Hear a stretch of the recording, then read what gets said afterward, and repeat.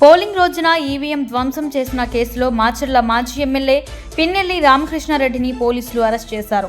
బుధవారం మాచర్లలో అతడిని అరెస్ట్ చేసి ఎస్పీ కార్యాలయానికి తరలించారు.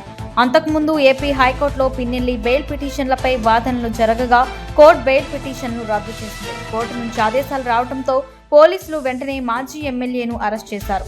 మే 13వ తేదీన ఏపీలో అసెంబ్లీ, లోక్సభ ఎన్నికలు జరిగాయి. ఈ సందర్భంగా మాచర్ల నియోజకవర్గంలోని పాల్వై గేట్ పోలింగ్ స్టేషన్కు వెళ్లిన పిన్నెల్లి అక్కడ ఒక ఈవీఎంను నేలకీసుకొట్టారు.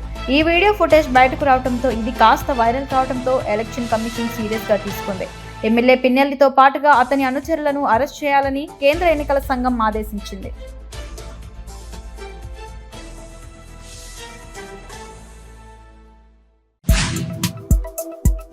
పోలింగ్ రోజున ఈవీఎం ధ్వంసం చేసిన కేసులో మాచర్ల మాజీ ఎమ్మెల్యే పిన్నెల్లి రామకృష్ణారెడ్డిని పోలీసులు అరెస్ట్ చేశారు.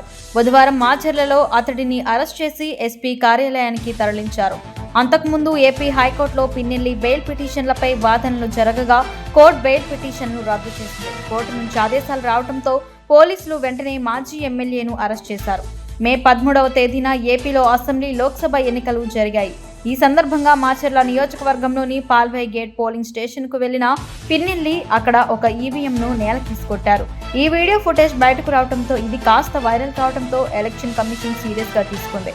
ఎమ్మెల్యే పిన్నెల్లితో పాటుగా అతని అనుచరులను అరెస్ట్ చేయాలని కేంద్ర ఎన్నికల సంఘం ఆదేశించింది.